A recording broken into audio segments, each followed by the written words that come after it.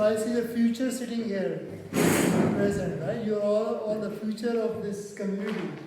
So I welcome you all to the camp. And I thank our host and the team that has organized this camp. Trust me, it takes a lot of time and effort to bring you all here. So first, let's have a big round of applause to them. And history is something that, we think we know, but until somebody asks us, when did that thing happen? And then we go, I don't exactly remember when did that happen and how did that happen. So, this year it likes to sleep, Apple likes to sleep. So this year, the camp administration decided to do the theme of this whole camp is history, and what can we learn from it? When you were born, your history started from that day, right? Because you didn't exist before that. But your parents did. So you carry some of their history with you. So you're not basically starting from zero, but you're carrying that history forward, learning from them the culture, the tradition, the Islamic values, ethics, So you're not basically starting history from zero, you're starting your experience of history from zero, right? And then you create your own history. Each one of you are going to have your own history. You will become an engineer or doctor or scientist, you will create things, you will contest in sports, you will get married, have children, so you will have your own history, you will add to that flow of history. So, now we are going to start the presentation that I want to talk to you about. So here's how we're going to structure the presentation. I'm going to speak for about 30 minutes, telling you what I wanted to tell you. And then we will have half an hour of discussion. And I want you to please write down your question. You all have phones. Phones have notebooks. You can write your question, and then after I finish my presentation, I would love to have your question, and I want to have your question so that we can have an interactive session. So the topic they gave me was about rise and decline of Muslim civilization. And I thought about it, and I was thinking, have we really declined, or because we are growing in number? So where is this rise and decline of Muslim civilization come from? So I first thought we should have a criteria for it. So this is the list of criteria based on which we are going to judge if a civilization is rising or falling or declining. As you know, rule of law and justice, if a society is not just, there will be anarchy, there will be fights, there will be angry people, there will be conflicts. So rule of law is very important for a stable, prosperous society. The second is people. If people are ignorant, if they are not educated, if they don't have knowledge, they will not know how to innovate things. They will not know how to establish businesses. They will not know how to grow things efficiently, right? So empowered, enlightened, and intellectual citizenry is an important aspect of a civilization rising. Third is innovation, economy, trade and commerce. If the economy is not prospering right now, you see in America they are talking about China rising, right? Because it's producing a lot of stuff, but they are still not as innovative as USA. USA is still the top country in terms of new patents, new products, new ideas. So a nation that is rising will have new ideas and have a bigger economy, growing economy, trade with other countries and commerce. Then the fourth thing is how big is the country, right? If there's a small country like Bhutan, it can become a superpower, but it will be difficult, right? So a bigger country with big geographic area, with a higher number of people in it, will be a rising country, will be a growing country with the country with more influence. And then diversity and tolerance. If a country has only one kind of people, then there is no diversity, right? Diversity in ethnicity, diversity in culture, diversity in faith. The country is not really learning from other civilizations, right? So diversity also plays an important role for a civilization to grow. And then finally, how strong is the country to defend itself or to respond to an aggressor? So the military might and also the reach of the country in diplomatic affairs. If the country has embassies in all countries of the world, are those embassies efficient? Are they effective? Are they doing good agreements and collaboration with other countries? So all these factors define if a civilization is rising or declining. So now let's look at Muslim civilization. As you know, in the first 300 years, the civilization grew very rapidly like an eagle, the Arabian Peninsula, and then it went both sides. On the right side it went to Iraq and Persia, and on the left side it went to North Africa, Tunis, Algeria, Libya, Egypt, Morocco. So it is spread like an eagle. So it exponentially increased the geographic area where the Muslims spread. And then it became a highly diverse society because Egyptians were there, the Mediterranean people were there, the Africans were there, and also there were other faiths, Zoroastrians. Persia was Zoroastrian, the people who pray to fire. So we had a very diverse society in the first 300 years. We had tolerance for other faiths. The famous story when Umar went to a church, and the church people thought he's going to convert it into a mosque, and he said, no, you have complete protection of the state and you can pray the way you want to pray. So it was a highly tolerant society and it was a growing society. And the judiciary, which is responsible for ensuring justice, was also empowered. Even the head of the government was responsible to and answerable to the courts. We again know the famous story when Ali was the Qadi and he summoned Umar, Khalifa Umar, to come and answer to a petition. So the judiciary was highly empowered. And then we have highly increased scientific activity. If you go on Google and you search first 300 years of innovation, you will find a 16-page long list of names that contributed towards the innovation and scientific discovery. And then there was an intellectual debate between Asharite and Mutazila. The Asharites were conservatives. They wanted scholars to explain the message of Quran. Mutazila, on the other hand, were rationalists, and they said that every individual should have the right to interpret Quran the way they understand it. So Asharite argument was that if we have 100 people and each one of them have 100 different interpretations of Quran, we will have conflict, we will have disagreement, we will have a delusion of faith. So there should be everybody should agree on faith. There should be one interpretation of Quran. So this was the main debate between Asharite and Mutazila. So this was the first 300 years. Then the next, and then why did we have such an exponential rise as a power, as an Islamic empire? It was because we had capable politicians. They were trained by Prophet himself or his companions.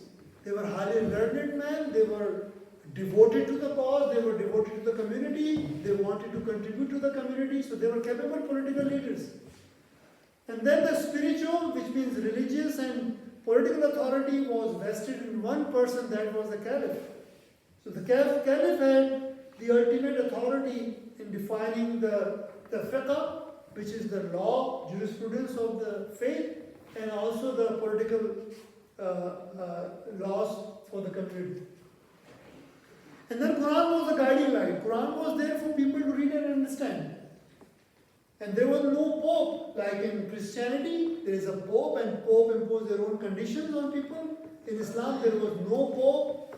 everybody could read and understand Quran. And then it was a big economy and a mighty military power, and also it attracted talent from all over the world because it was very famous. Like now everybody is coming to US. Why? Because you can express your talent, you can grow, you can succeed. It was the same situation when Islamic civilization was at its peak. And then the next 900 years. The next 900 years, we were still growing as numbers, but the intellectual vigor, the innovative side of the community started flattening out. So in the next 900 years, we did have the growth and expansion around the globe, but then there was an emergence of a conservative Asharite scholar. His name was Imam Ghazali, as you all know that name. Do you know this name, Al-Ghazali? So he was a famous conservative. He's called Imam of the conservative movement or Imam of the Asharite movement, and he wrote a famous book called Incoherence of Philosophers, and he basically killed the Mu'tazila, and Mu'tazila was finished after that, the emergence of Ghazali.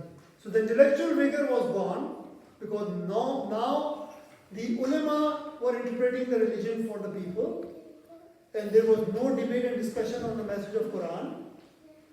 And then there was an emergence of hadith after first 300 years, because the first book of hadith was written in around 246 years after the departure of the Prophet. So around 250 years. So now we had hadith with Quran.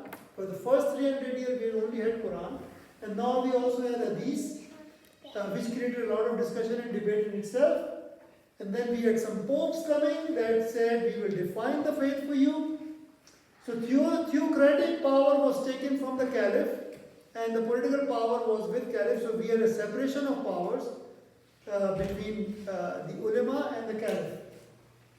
And then there were multiple caliphs. There was one in Baghdad, there was one in Indonesia, there was one in India.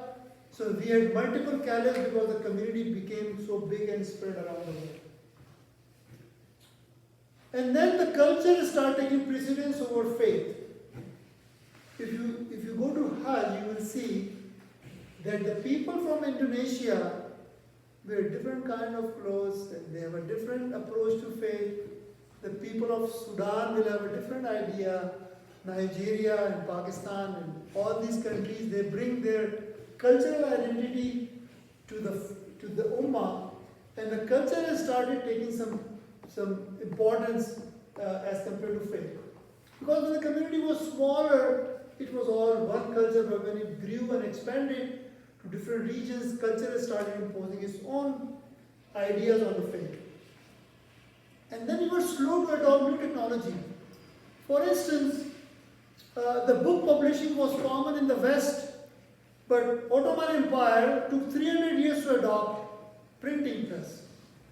So we were slow to adopt. Just even now, you see a lot of Muslim majority countries impose restrictions on social media, right? Because they don't want youth to be politically active, right? So even at that time, after the first 300 years, Muslim Ummah was slow to adopt technology, and we were started to fall behind. And then, while Europe had democracy, the Great Revolution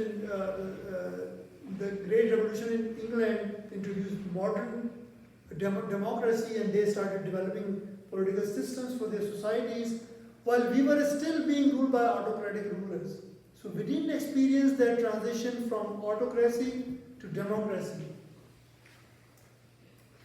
And then the next, so after 1200 years, the situation was that 80% of Muslim majority countries were colonized by the West. Egypt, Pakistan, Indonesia, Bangladesh, these are the top countries of Muslim Ummah. They were all colonized by the Western powers. Muslim military might dissipated because now the countries were colonies. And then the West started imposing their own culture on us, right? Because they said we are successful, hence our culture is a sign of success, hence adopt our culture and become civilized. That's what they call modernization, right? Even in this room, if you look at us, majority of us are very Western clothes, right? Because first of all, we live in a Western country. Second, West has imposed its culture. Even if you go to, like I go to Algeria, Algeria has adopted Western dress, right? That is not their own cultural dress. Similarly, if you go to Turkey, they are also Western dress. So many of Muslim countries have adopted Western culture as a way of success, as a symbol of success. Okay. And then the confidence that we had in the first 300 years was dissipated, it was replaced by self-doubt. Then maybe we are not as good as the others, and maybe we cannot succeed. So we started having inferiority and self-doubt. And because of being colonized, they also impacted our education system. We adopted their language, their method of education, and the education system was all converted to the Western model. Okay, so it's all not bad news, by the way. So we were growing in the first 300 years, then we plateaued, and then we were colonized, but now we are getting free. Now there is a new vigor, now there is a new dynamism in Muslim Ummah. And it all started, in my view, from Tunis. When Bouaziz, put fire to himself because he thought the society is doing injustice to him, the state is doing injustice, and he wanted to do the protest. Nobody was listening to him. In frustration, he committed suicide, and public to suicide, and he self-immolated himself. But that awoken the whole nation, and they rose up and they changed the government, right? Remember that? And that transition to Egypt, and we had Tahrir Square, right? So where is this Renaissance? We are in the early stages of Renaissance, and there are many indications. Even this camp has adopted Islamic history as their topic, because now we want to learn from it and be better and rise again. So there is a return of debate between Asharite and Mutazzila. The Mutazzila are coming back to life, and they are saying, let's have Quran classes so that we can talk about message of Quran in modern times, understanding it with the modern technology that we are aware of. For instance, let me tell you an interesting story. Story of Adam, right? God created Adam, and then he put him in front of the angels and said, ask him question, right? That's the story, right? Angels will ask question and Adam will give answers, right? Because God taught him. Now what is ChatGPT doing? Right? You ask a question and it's giving you an answer. If we can do ChatGPT, can't God create Adam? Right? It's right in front of your eyes. You can see the story of Adam is true because you can see ChatGPT or Siri talking to you, or a robot playing with you, right? So you can see that God, when He says He created Adam, you can see it in front of you. It's possible. So there is a new, renewed debate between Asharite and Mutazzila. There is also an extensive debate about the place of Hadith in comparison to Quran. Are they at par?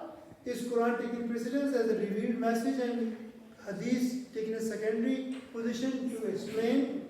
So basically this debate is going on. There is also sign of new leadership emerging, new political leaders emerging who who want to change their society for better, to make it progressive, to make it prosperous, to make it militarily strong. There is also debate of Islamic political thought.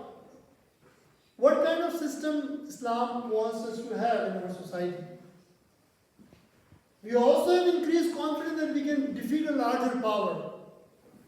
What happened in Iraq, in Afghanistan, and in some other countries, it has given confidence to Muslim Ummah that even if the power is really big, with a lot of weapons, they can be defeated. Even what is happening in Gaza, they have bombed them as much as they can, but they have not broken their resolve. Their resolve is not broken. They are still standing. So this has given confidence that even if we are weak in weapons, we can still fight back and claim our space. We also have an increasing number of scientists and innovators. See, when we had the pandemic, the vaccine was created by the Muslim couple, right? You know that, right? The vaccine that we had was created by a Turkish Muslim couple that were doing research on that kind of drug. And now also Islamic culture, and there's a lot more interest in Islamic culture and arts. So we see a lot of new artists emerging and claiming their spot. So we had a rise, then we plateaued, then we went down, and now we are coming back up. So that's all I want to talk to you today. Now I'm open for your questions.